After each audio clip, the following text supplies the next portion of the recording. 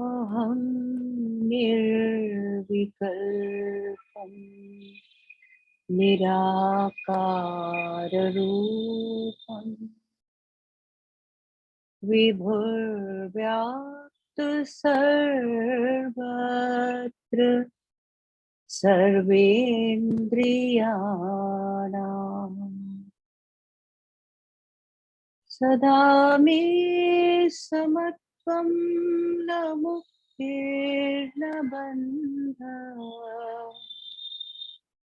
चिदानन्दरूपः शिवोऽहं शिवोऽहम्।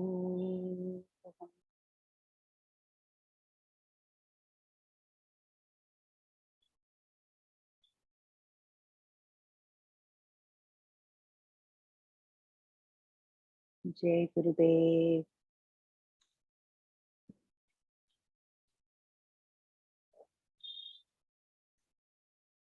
हमने वैराग्य प्रकरण देखा, उत्पत्ति, स्थिति कैसे अज्ञान से अज्ञान बढ़ता बढ़ता बढ़ता जाता है। और पिछली कहानियों में देखा कैसे जब इंद्रियों पे संयम नहीं रख पाते, अपनी इच्छाओं के वश में हो जाते हैं, तब ये संसार जो अज्ञान से अचानक उत्पन्न हो गया है, बिना ही किसी कारण के। इट्स लाइक अ कोइंसिडेंस, अकस्मात होने वाली घटना है। लेकिन अज्ञान के कारण ये बढ़ता जाता है।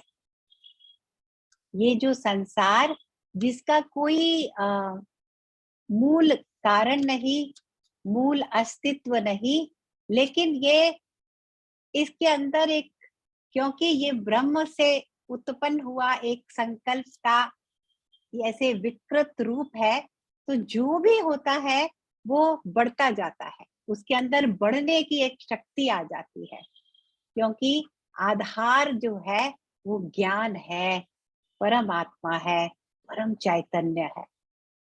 तब आज वशिष्ठ जी राम जी से पूछ रहे हैं कि तुम राम जी अच्छे से सब सुन रहे हो ना?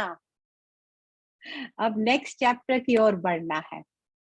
उप शांति, कैसे शांत करना है अब इस सारे संसार को। एक बार बार दोहराई जाती है बात योग वशिष्ठ में कि एक नारियल का पेड़ है, नारियल उस पे एक पका हुआ है डाली पर। अचानक एक कौवा आकर उस डाली पर बैठता है और उसी पल नारियल गिर के नीचे टपक जाता है। तो हमारी दृष्टि हमें ये समझाती है कि कौवे ने नारियल को गिराया, है ना? क्योंकि उसी पल सब घटा आसपास। तो हम ऐसा देख ही नहीं पाते कि ये दो अलग घटनाएं हैं। कौवा अपनी गति पे चल रहा है, उसने आकर डाली पर बैठा है, और इधर नारियल का समय था टपकने का, तो वो टपक पड़ा है। ऐसा ही है ये यूनिवर्स पूरा, ऐसा ही हम संसार को धारणाओं के कैद में रहकर, हम धारणाओं की जेल के अंदर बंद हुए हुए हैं। तो उप शांति प्रकरण में वशिष्ठ जी अब हमें समझाना चाहते हैं कि इन धारणाओं से हमें धीरे धीरे इनकी तह पर जाकर एक तेज धार वाला विवेक, ऐसा विवेक जैसे चाकू होता है, जितनी तेज धार होती है उतना अच्छा काम करता है ना। तो उसको जो चाकू वाले होते हैं बार बार धार को तेज करते रहते हैं। ऐसे ही हमें अपने ज्ञान को, अपनी दृष्टि को, अपनी समझ को, सोच को अपनी तेज करना है ज्ञानियों के संग से। तब ये राम जी कहते हैं ये संसार असत्य है। आज तुम्हें अनुभव नहीं भी आ रहा तो तुम मेरी बातों पे विश्वास करो। और जैसे संत महात्मा पुरुष यहाँ रहते हैं, ऐसा ही जीवन तुम अपना बना लो। संत महात्मा पुरुष यहाँ रहते हैं, लेकिन पूरे संसार को भ्रमवश समझते हैं। उसको उतनी ही वैल्यू देते हैं जितनी अपने ड्रीम्स को देनी, ये हम लोगों को आदत है। यदि तुम, राम जी को वो कहते हैं, यदि तुम ये विश्वास करते हो कि मैं भी सच हूं, ये संसार भी सच है, तो तुम अपने आत्मा में स्थिर हो जाओ। दोनों सच है, तुम भी सच हो, तुम्हारा होना, हमारा होना, तो इसमें तो हमें कोई अविश्वास नहीं ना, किसी को भी नहीं। तो तुम उसमें स्थिर हो जाओ। यदि तुम्हें लगता है ये संसार शायद सच भी है और शायद सच नहीं भी है, कुछ मिला जुला है, तो फिर ये जो टेम्पररी होने के कारण तुम्हें लगता है कि शायद ये सच नहीं है, तो तुम्हें इस टेम्पररी चीज को कितना अपने लाइफ में महत्व देना है, इसकी राय बना लो। इसका विचार करो। और अगर तुम्हें लगता है कि ये संसार है ही नहीं, तो अपनी चेतना में फिर स्थित हो जाओ। तो ये विचार धाराएं, ये जो कॉन्सेप्ट जिनकी कैद में हम हैं, यही हमारे बंधन का सबसे बड़ा कारण है। और राम जी को अब वशिष्ठ जी पूछ रहे हैं, तुम ये सब चीजों को नोट बना रहे हो, नोट कर रहे हो, रात को जब जाते हो तब चिंतन कर रहे हो, मन में ही नहीं हृदय में इसको सबको सच को बसाना है, क्योंकि मन तो चंचल है। और दशरथ जी के होते हुए ये वार्तालाप हो रहा है, हमें याद रखना है दशरथ जी भी उसी दरबार में बैठे हैं। तो दशरथ जी राम जी को कहते हैं, तुम इतने दिन इतने अस्वस्थ रहे राम, संसार को लेकर तुमने धारणाएं बनाई हुई हैं, अब तुम इस पूरे ज्ञान को जो गुरु तुम्हें दे रहे हैं, इसको आत्मसात कर लो और स्वस्थ हो जाओ। अपने हृदय में इस ज्ञान को, अपने रोम रोम में इस ज्ञान को तुम पी लो। तो हमें आज चौथे प्रकरण में जाने से पहले ये पूछा जा रहा है, यही सवाल हमसे भी किए जा रहे हैं, कैसे हम सुन रहे हैं। सामने अपने जीवन को रखना है। हम चाहते तो यही है ना, सब लोग हम यही चाहते हैं, हम अपने जीवन में सुधार लाएं। तो इसीलिए कल भी और परसों भी कुछ सवाल ऐसे आए थे जिनके लिए मैंने यही कहा कि और धारणाएं नहीं बनानी। हम जितनी धारणाएं हैं उनसे ही निपटते निपटते ये जिंदगी निकल जाती है। कौन कैसा है, क्या है, ये सब धारणाएं हैं, इन्हें छोड़कर अपने जीवन को, अपने मन को वश में करना है, संयम में लाना है। अभी थोड़ी देर पहले, सेशन के थोड़ी देर पहले एक सवाल आया है, किसी ने पूछा है कि जब हम मन से कर्म कर रहे हैं, मन से बुरे कर्म होने के कारण हमारे शरीर को कष्ट मिलता है, शरीर में बीमारियां पैदा हो जाती हैं, अगले जन्म तक कई बार ये चलते हैं संस्कार और शरीर दुख भोगता है। तो शरीर का क्या कसूर है? आप लोग इतने इंटेलिजेंट क्वेश्चंस पूछते हो। मैं ये कह रही थी ना कल भी कि आप लोग जिस तरह ग्रहण करोगे इस सारे योग वशिष्ठ के सेशंस को, उसमें से कितना ज्ञान है निकलने वाला। और ये जो सवाल आप लोग उठा रहे हो, ये हम सबकी दृष्टि को और पैनिक करेगा दृष्टि को, हमारी सोच को गहरा करेगा। तो कितना गहरा सवाल किया है कि शरीर का क्या दोष है, अब क्या जवाब दें। एक तो ये भी सोच सकते हैं कि मैंने ये सफेद कपड़े पहने हैं, मेरा सफेद कपड़े बहुत साफ है, और मैंने अपने हाथ में कुछ खा रही हूँ, पी रही हूँ, ध्यान से नहीं खाया पिया, गिरा दिया, तो मेरे कपड़ों का तो कोई दोष नहीं था, मेरे कपड़ों का कोई दोष नहीं था। शरीर क्या है? भगवत गीता में भगवान ने क्या कहा है? वासांसी जीर्णानि, ये कपड़े हैं, पुराने हो जाते हैं, जीर्ण हो जाते हैं, तो इनको हम उतार कर नए कपड़े पहन लेते हैं। कृष्ण भगवान कहते हैं तो ज्ञानी पुरुष ये जो चेंज ऑफ क्लोथ्स होता है, इसमें अपना मोह नहीं डालते, अटैचमेंट नहीं डालते।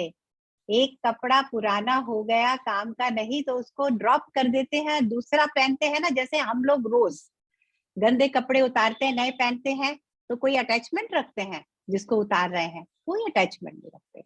ऐसे ही ज्ञानी पुरुष होते हैं।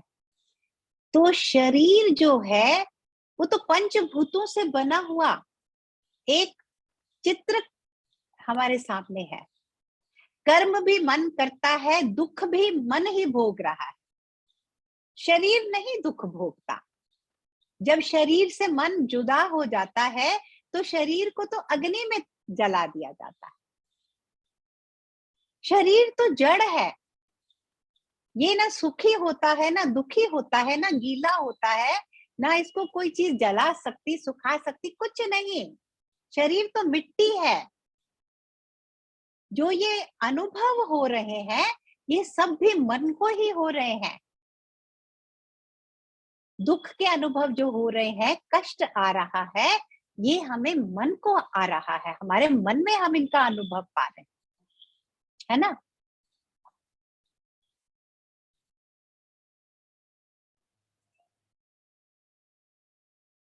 और शरीर तो बदलता है, आज ऐसा है कल वैसा है, जैसा जैसा आवश्यक होता है ना, कर्मों के संस्कार को जीने के लिए, उन संस्कारों से छुटकारा पाने के लिए फिर नया जीवन उस अनुसार मिलता है।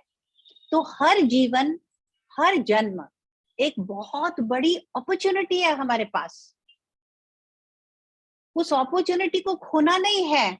ये जो अब मिला है ना, जो हाइट मिली है, जो वेट मिला है, जो वेल्थ मिली है, जो हेल्थ मिली है, जो फैमिली मिली है, जो भी मिला है, ये इसके पीछे कोई कारण है। उसमें पूरी तरह से उसको स्वीकार कर लो, ताकि धो डालो।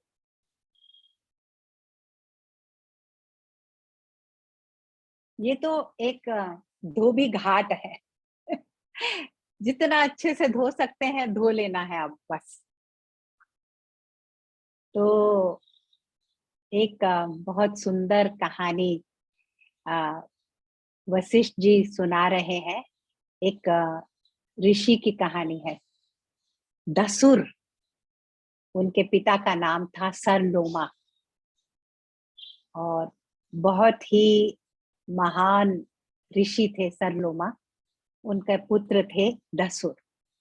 सरलोमा और उनकी पत्नी का जब देहांत हुआ तो ये वन में ही रहते थे, कुटिया वन में ही थी। तो दसुर बहुत दुखी हुए, बहुत अकेले पड़ गए। उन्होंने कहा मैं ऑर्फन, यतीम हूं, मेरा कोई नहीं है, मेरे माता पिता मुझे छोड़कर चले गए। तो वन देवियों ने उन्हें संभाला।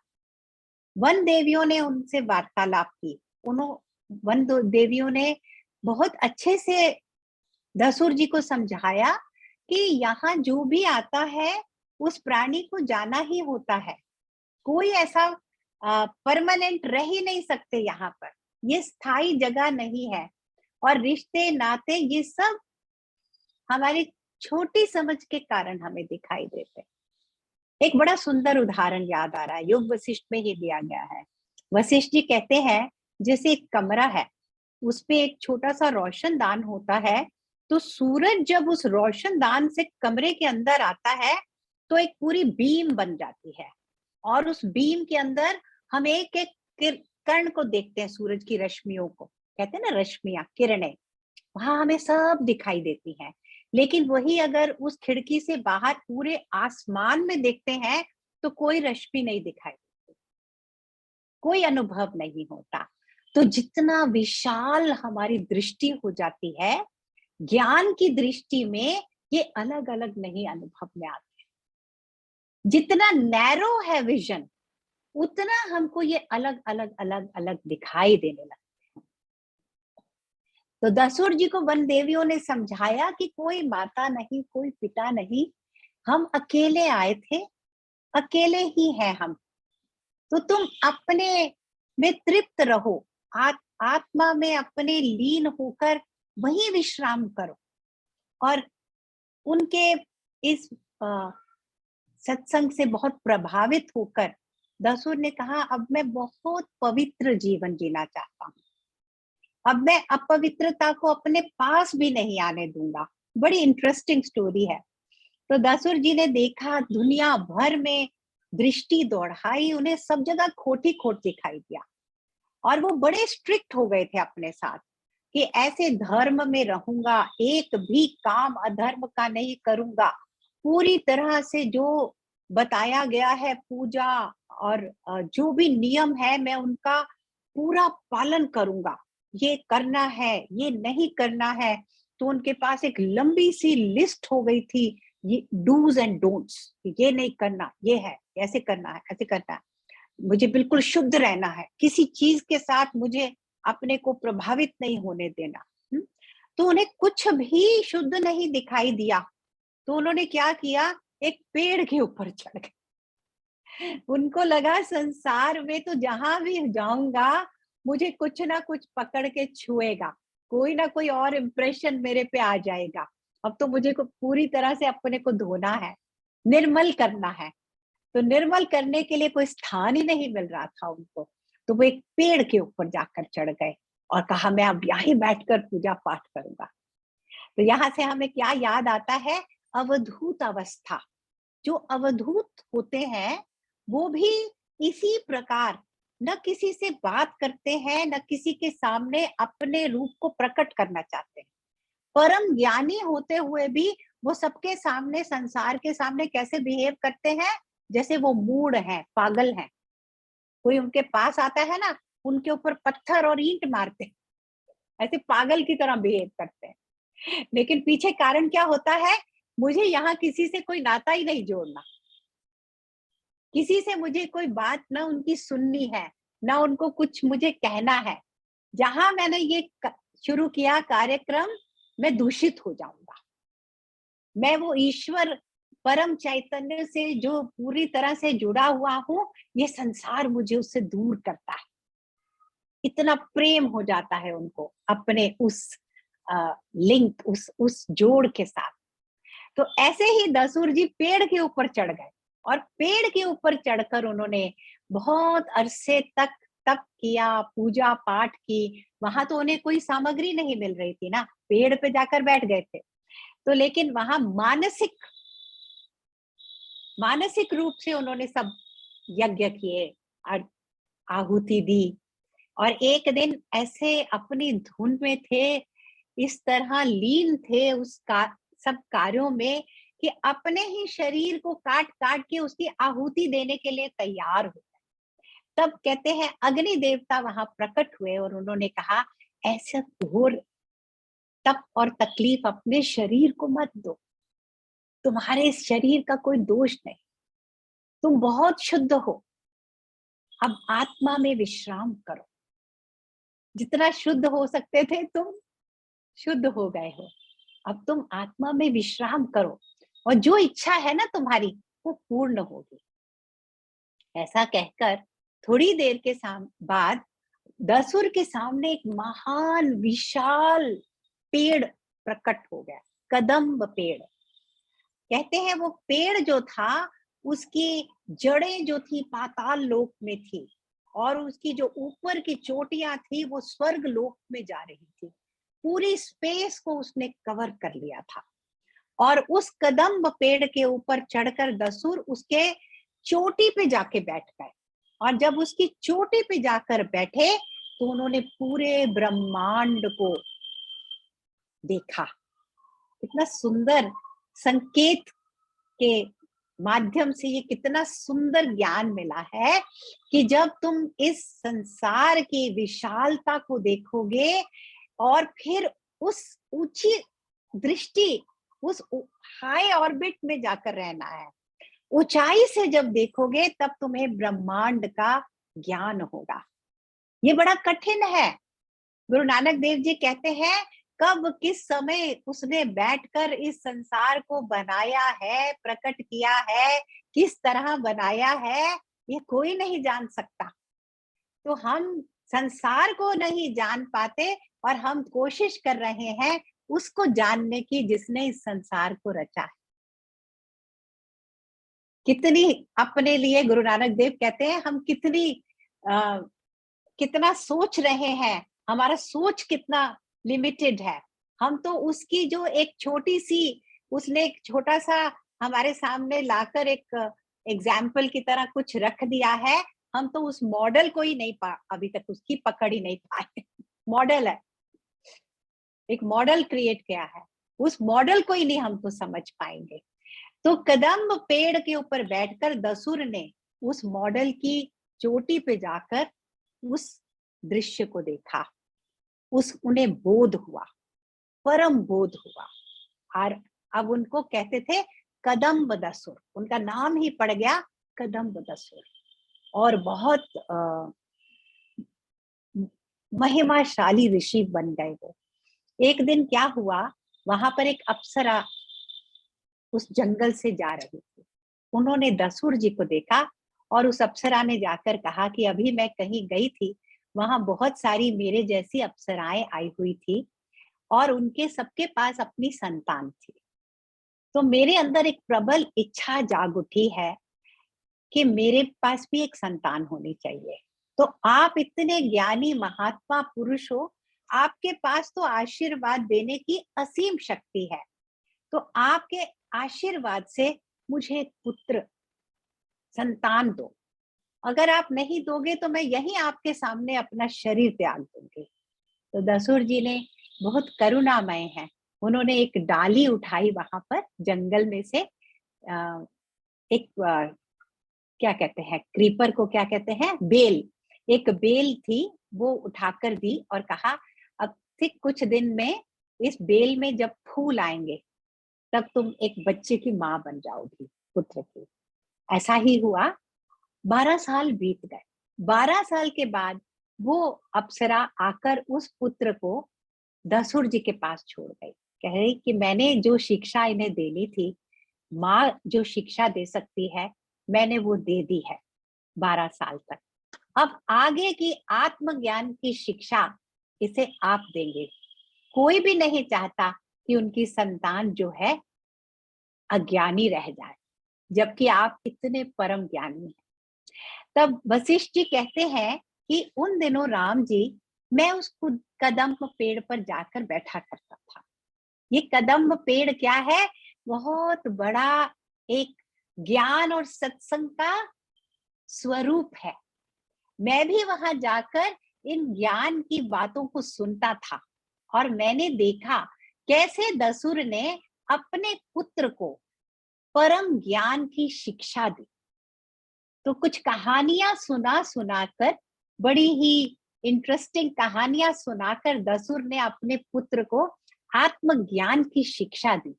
निचोड़ कुछ ऐसा कह सकते हैं उन कहानियों का कि केवल हमने विचारधाराएं बना ली हैं कि ये संसार है, और उन्होंने कहा अकस्मात ही ऐसा हुआ था।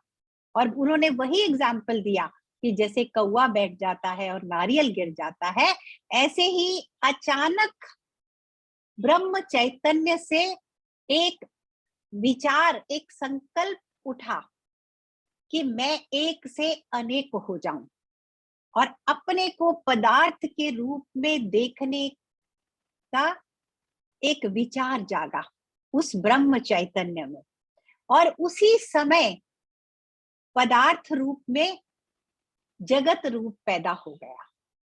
और ये कैसा बन गया, ऐसा जैसे मेल्टिंग पॉट कहते हैं, जिसके अंदर सब बढ़ता ही जाता है, बढ़ता ही जाता है। तो ये फिर बढ़ता ही गया, बढ़ता ही गया, बढ़ता ही गया। इसके पार पाने के लिए हमें ये देखना है कि इसके बारे में ऐसा विचारधारा छोड़नी है। हम विचारों के कारण एक वृत्ति में फंस गए हैं। हम सबने ऐसा कॉन्सेप्ट बना लिया है, ऐसी हमारी ऐसी सोच, ठोस सोच बन गई है कि मैं भी हूं और ये संसार भी है। इस सोच से आपको परे जाना है, और ये तब होगा जब आपके मन में विचार आने थोड़े कम होंगे। हमारे अंदर हर समय कितने विचार आ रहे हैं, और ये आसान है। अपने बेटे को दसुर ने कहा, जैसे कोई हाथ में फूल लेता है और फूल को मसल देता है ना, उसमें ज्यादा प्रयास लगता है, और इन विचारधाराओं को छोड़ने में उतना भी प्रयास नहीं लगता। एक पल बस तय कर लो कि मैंने आज से ये विचारधारा ही छोड़ दी कि ये संसार कुछ ऐसा है। क्यों इस विचारधारा को छोड़ा जा सकता है? क्योंकि अभी मेरे पास बहुत सारे सवाल तुरंत आने वाले हैं कि कैसा हो सकता है, हम तो देखते हैं संसार को, तो इसको केवल विचारधारा कैसे कह रहे हैं? इसलिए कह रहे हैं कि ये पल पल बदलता है अपने रूप। इतनी जो चीज इतनी बदल रही है पल पल, हमारा अपना शरीर देख लो, हमारी अपनी सोच देख लो, हमारी लाइक्स और डिसलाइक्स को ही आप देख लो। हम लोग बंधन में किस चीज से हैं? लाइक्स और डिसलाइक्स से, डिजायर्स के कारण हम बंधन में हैं। लेकिन क्या वो एक जैसी रहती है? वो पल पल बदल रही हैं। उनकी पकड़ हमारे हाथ में कभी नहीं आएगी। इसलिए नहीं आएगी कि इन सब चीजों को, जिस चीज पे ये खड़ी है ना, वो सत्य ही नहीं है, वो असत्य है। अगर सत्य पे खड़ी होती तो ऐसे ना होता। ये दृश्य जगत ऐसे लगता है जैसे एक ही जगह स्थित है, लेकिन बार बार बार बार हर पल यहाँ कोई जन्म ले रहा है। पूरे विश्व में देखो, दृष्टि डालो, इस मोमेंट कोई बर्थ हो रही है, इस मोमेंट कोई डेथ हो रही है, कोई चला गया, कोई आ गया। आज ये जो पूरा है, हम अपने ही सिटी को ले लें, हम अपने ही ग्रुप को ले लें, 20 साल के बाद ये ग्रुप कैसा रहेगा? कोई होगा, कोई नहीं होगा, कोई रहेगा, कोई नहीं रहेगा। और हम हैं भी तो हम ही कौन सा वैसे रह जाएंगे?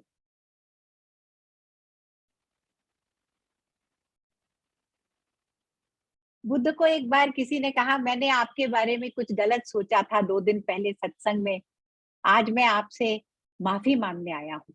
तो उन्होंने कहा, जिसने वो सोचा था अब वो रहा नहीं, जिसको जिसके बारे में तुमने ऐसा सोचा था अब वो भी नहीं रहा। 2 दिन के बाद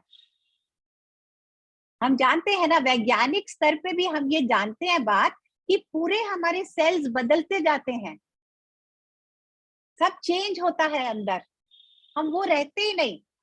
हम क्या आज वो हैं जो हम जब 2 साल के थे, जब हम वो एक सुंदर प्रोसेस करते हैं ना, इटर्निटी प्रोसेस, उसमें देखते हैं ना कैसे कैसे कैसे कैसे कैसे बदलते ही गया, बदलता ही गया, कभी कुछ कभी कुछ कभी कुछ। इसलिए दसुर जी अपने पुत्र को कह रहे हैं, इन संकल्पों को, इन विचारधारों को छोड़ दो। और ये विचारधाराएं जो हैं, ये स्ट्रॉन्ग इसीलिए होती है, हम अपनी इंद्रियों पे संयम नहीं कर पाते। लेकिन जब तुम बार बार इनके बारे में ऐसी सोच रखोगे कि ये अनित्य है, बार बार बदल रहे हैं, कोई चीज ठोस ही नहीं है यहाँ पर, मैं किस चीज की इतनी इच्छा करता हूं, तो क्यों समय बर्बाद करते हैं? रसूल ने कहा, समय मत बर्बाद करो, जो चीज पाने लायक है यहाँ पर, उसको पाने के प्रयास में जुट जाओ। जो यहाँ तुम पा ही नहीं सकते, उसके प्रयास में पूरा जीवन मत गवाओ। हम लोग ऐसे ही कर रहे हैं, जो हमें कभी नहीं मिलेगा, हम उसके पीछे भाग रहे हैं। सब इतने बिजी हैं। आज देखो, हर फैमिली की यही स्टोरी है, किसी से पूछ लो, वो कहेंगे बहुत बिजी है। फैमिली वाले, बच्चे बहुत बिजी हैं, पेरेंट्स बहुत बिजी हैं, हस्बैंड के पास टाइम नहीं है। अरे किसी के पास टाइम ही नहीं है, लेकिन हम ये टाइम से कर क्या रहे हैं? कितनी चीजें इकट्ठी करते जा रहे हैं हम, कितना बोझा और इकट्ठा करते जा रहे हैं। We are busy doing what? किसी ने सोचा ही नहीं।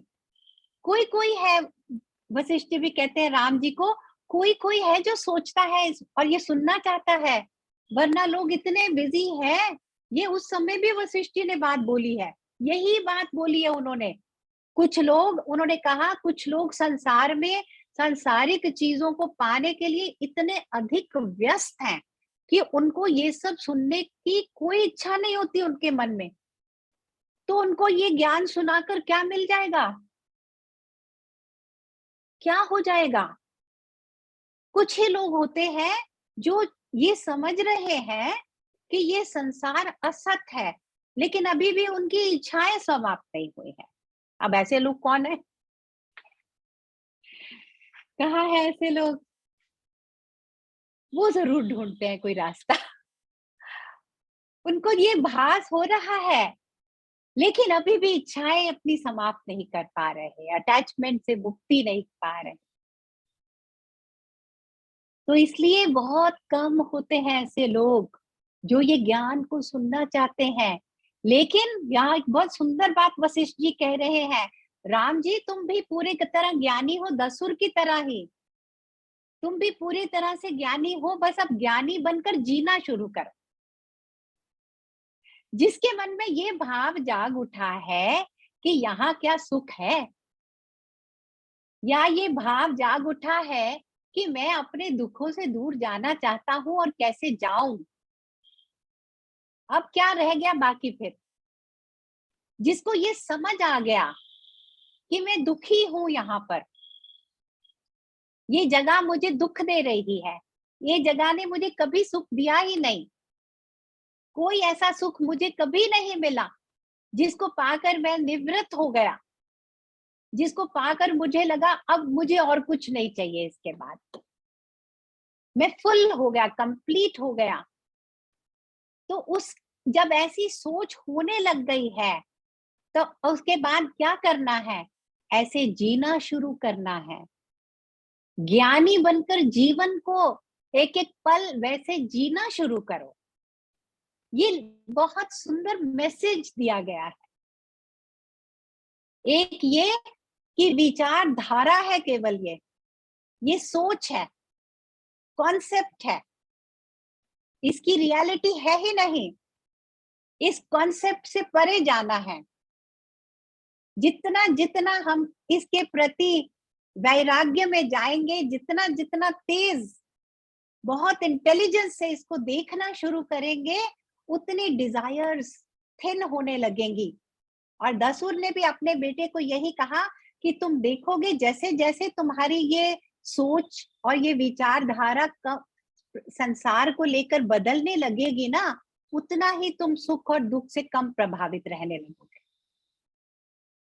जितना जीवन में तुम्हारे ये होने लगेगा ना, तब तुम समझ जाना कि तुम अब संसार को ठीक ढंग से देख रहे हो, संसार के साथ ठीक ढंग से व्यवहार कर रहे हो। संसार में कल भी हमने जैसे कहा ना कि ये गेम है, और हर गेम को प्ले करने के उसके रूल्स हैं कुछ। ये गेम ही है, लाइफ नहीं है ये। हम गेम को लाइफ बना बैठे। तो ज्ञानी वही है जिसको अब किसी चीज की, ना उसको किसी चीज से बचने की इच्छा हो रही है, ना ही किसी चीज को पाने के लिए वो भाग रहा है, वो बिजी नहीं है। आज से कुछ साल पहले मैंने अपने लिए एक नियम बनाया, और मैं उसको बहुत कोशिश करती हूँ प्रैक्टिस करने की। और आप लोगों ने देखा होगा, जिन अनु जी ने मुझे फोन किया कि आप फ्री हैं, मैंने कहा मैं फ्री हूँ। मैं कभी नहीं अपने को ये कहती कि मैं बिजी हूँ। मैंने बहुत समय से ये कहना छोड़ दिया है कि मैं इसमें बिजी हूँ, उसमें बिजी हूँ। नहीं, मैं किसी चीज में बिजी नहीं हूँ। मैं हमेशा फ्री हूँ। तो ऐसा जीवन में छोटे छोटे चेंजेस इतना डीप इम्पैक्ट करते हैं। हम क्यों अपने को पूछें क्यों बिजी हैं इतना? क्योंकि देखो, जब हम फ्री हो जाएंगे ना, ऐसे फ्री रहने लगेंगे, तो काम तो होने लगते हैं, कोई और आके काम कर जाते हैं। ये मेरा पर्सनल एक्सपीरियंस है। मेरा कोई काम रुकता नहीं, कोई काम ही नहीं रुकता, सब सहज हो गया है, ऐसे सहज होता ही जा रहा है। छोटे छोटे चीजों में तो हमारे देखने वाले हमारी केयर करते हैं, हर छोटी से छोटी नीड को देख रहे हैं। कोई ऑब्स्टिकल आने ही नहीं देते, रास्ते में ऑब्स्टिकल ही नहीं आने देते। और कोई ऑब्स्टिकल अगर आ भी जाता है तो हम उस ऑब्स्टिकल को अपॉर्चुनिटी ही देखते हैं। छोड़ दिया ऑब्स्टिकल को, ऑब्स्टिकल देखना छोड़ दिया।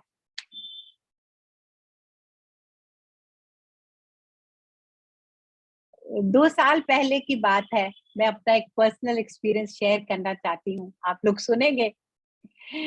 2 साल पहले की बात है, श्रीमद् भागवतम स्टोरीज के सेशंस में कर रही थी जूम पे, क्योंकि उन दिनों लॉकडाउन लगा हुआ था और कुछ नहीं हो रहा था, यही जून का महीना। तो सेशंस करते करते बीच में मुझे कोविड हो गया। और 10-15 दिन में काफी बीमार रही, सेशंस भी बंद हो गए। और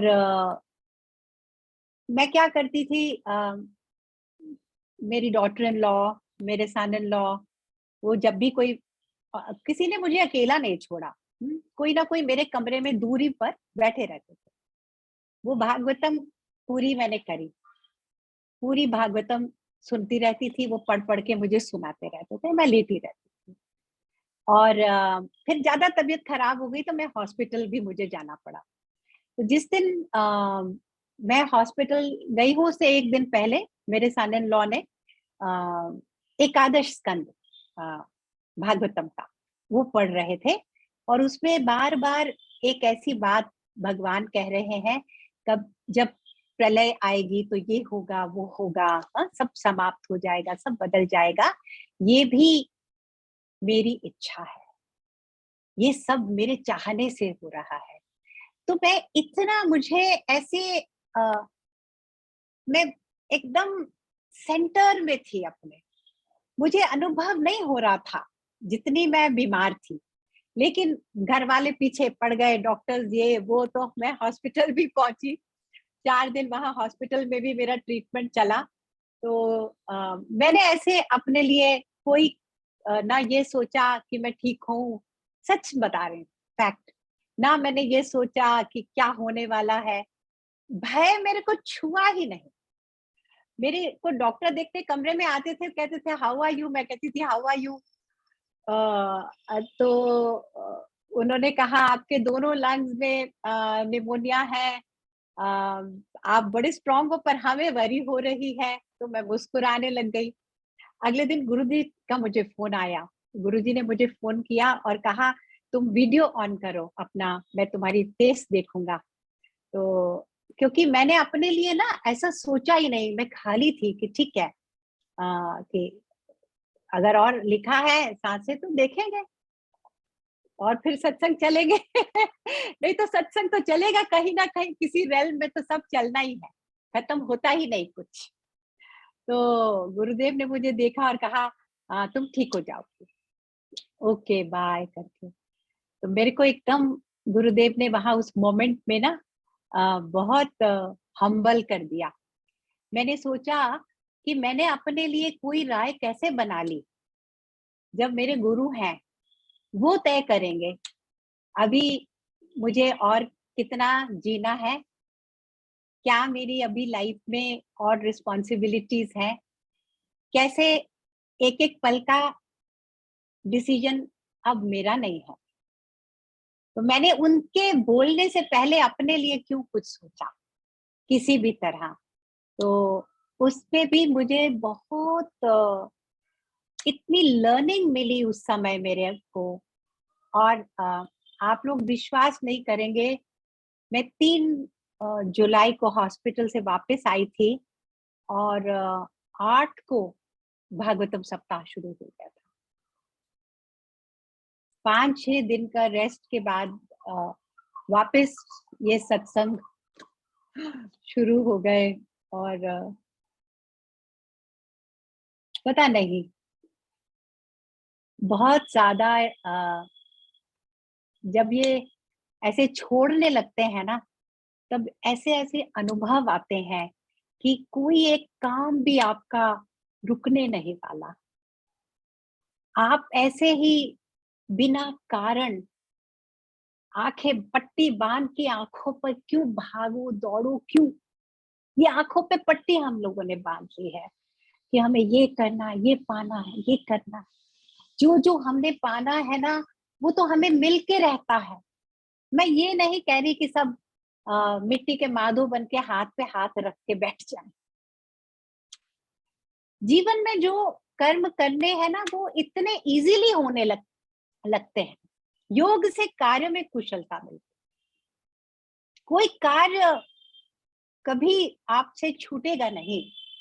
आप एक साधे सब सधे, मूल मंत्र एक ही है, एक साधे सब सधे। तो वशिष्ठ जी ने भी यही बात कही, दसुर जी ने भी यही बात अपने पुत्र को बताई। तो वशिष्ठ जी ने कहा, जब वो ज्ञान दे रहे थे, मैं भी वहां जाकर बैठा और हम तीनों के अंतर एक सत्संग चला। मैंने अपने साथ, उनके साथ काफी देर तक बातचीत हुई हमारी, और वो दोनों भी पूरी तरह से आत्मज्ञान में स्थित हो गए। तो राम, तुम भी वैसे ही अब जीना शुरू करो।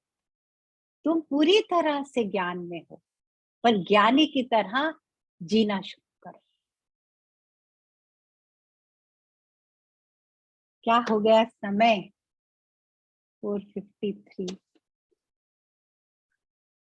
Any questions? Anything you want to share?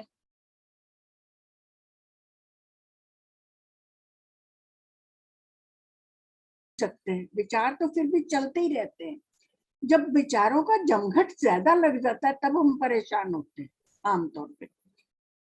तो कई बार हम लोग ये सोचते हैं कि अब मैं नहीं करूंगा, और मैं पूरी कोशिश करती हूँ हर चीज सुनने की, करने की, पढ़ने की, पर फिर भी जब अपने ऊपर पड़ती है ना, कई दफा ये नहीं सोचा जाता कि कोई बात नहीं, हिम्मत रख। कोशिश ये भी करते हैं, पर कई दफा आदमी इतना डोल जाता है कि बस कुछ कहा नहीं जा सकता उस चीज के लिए।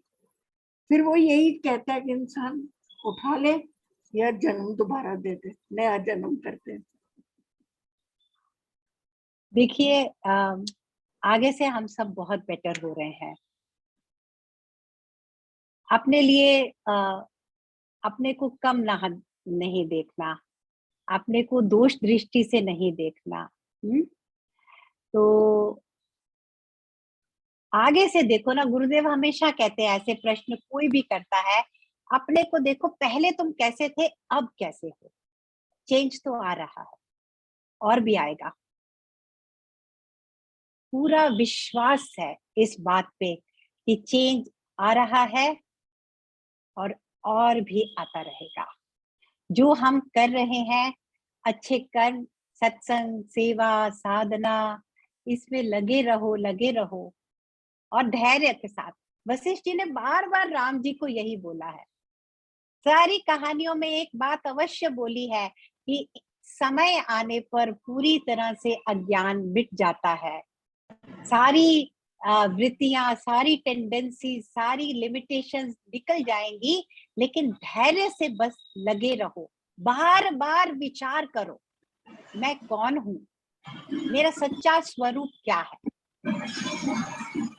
अब मुझे इस संसार से क्या चाहिए, क्या चाहिए जिसके लिए मेरे अंदर इतने विचार पैदा होते हैं, क्या पाना है यहाँ पर मुझे।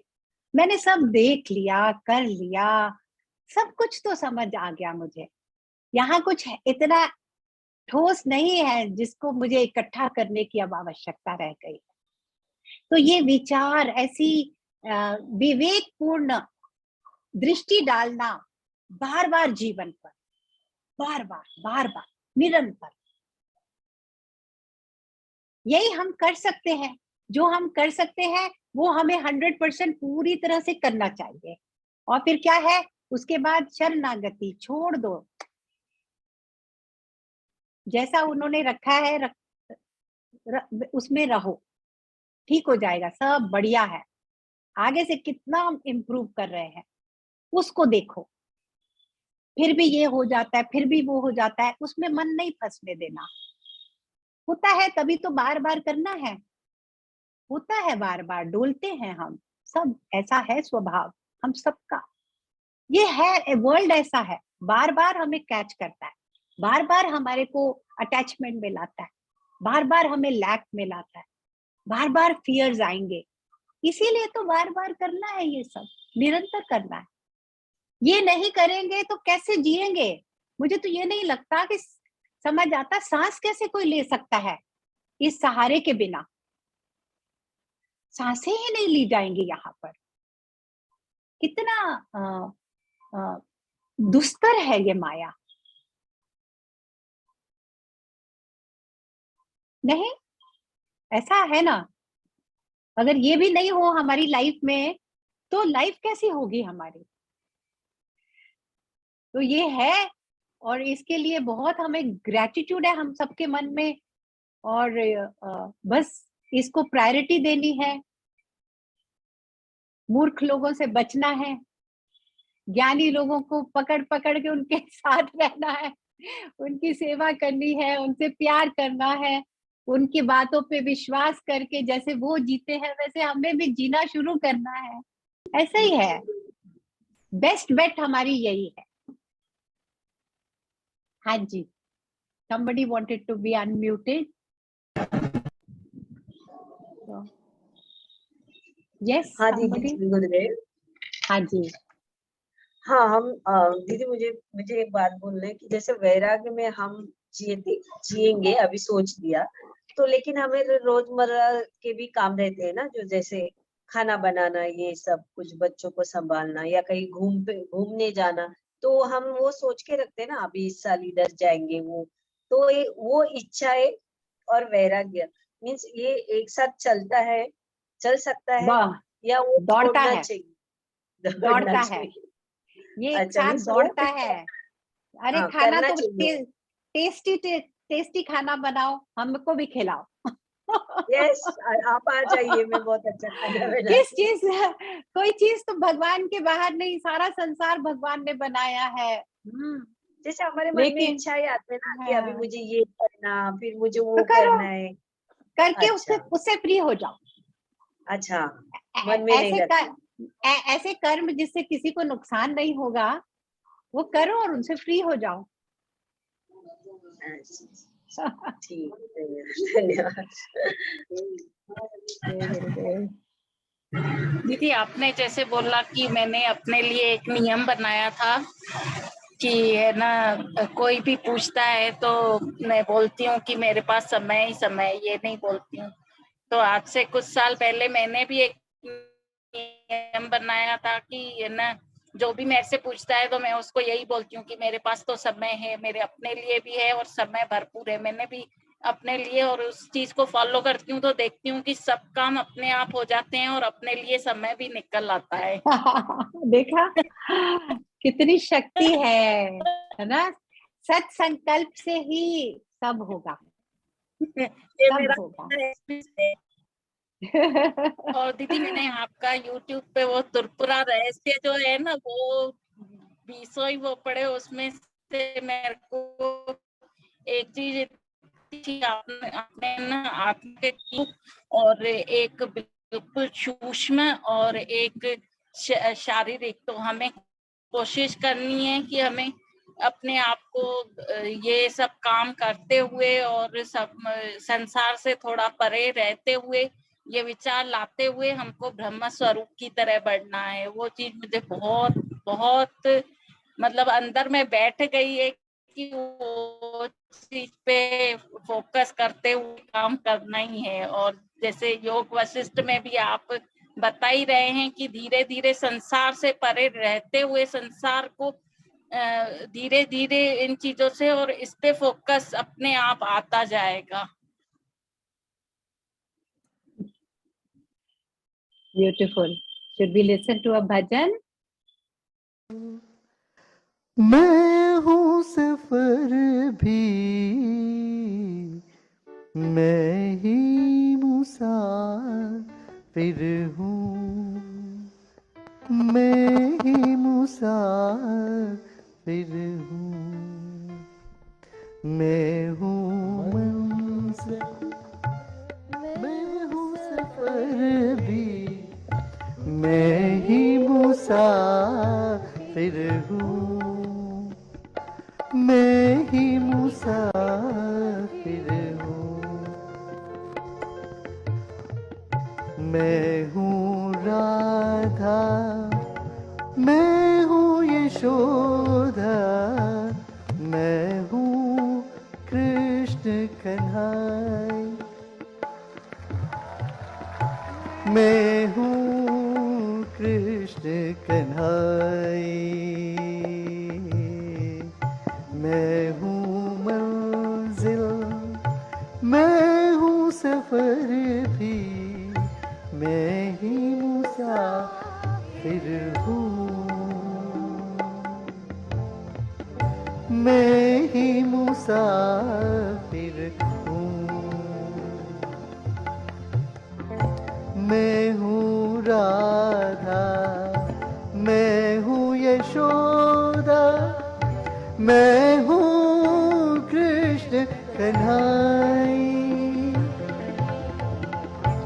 मैं हूँ राधा, मैं हूँ यशोदा, मैं हूँ कृष्ण कन्हैया, मैं हूँ भगत, मैं हूँ भगवन, मैं मुझ में ही सारा, मुझ में ही सारा,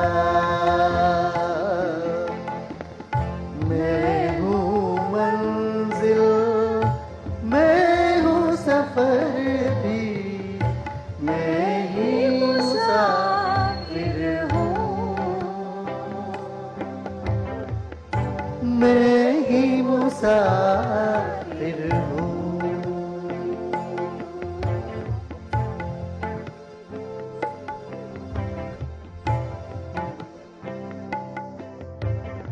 मंदिर में हूँ, मूरत में हूँ, मैं हूँ सुन पुजारी, मंदिर में हूँ, मूरत में हूँ, मैं हूँ सुन पुजारी, रूप भी हूँ अरूप भी हूँ, काल का हूँ अधिकारी, काल का मैं अधिकारी, मैं हूँ मंजिल, मैं हूँ सफर भी, मैं ही मुसाफिर हूँ, मैं ही मुसाफिर हूँ, जग में हूँ, जीवन में हूँ, शुद्ध ब्रह्म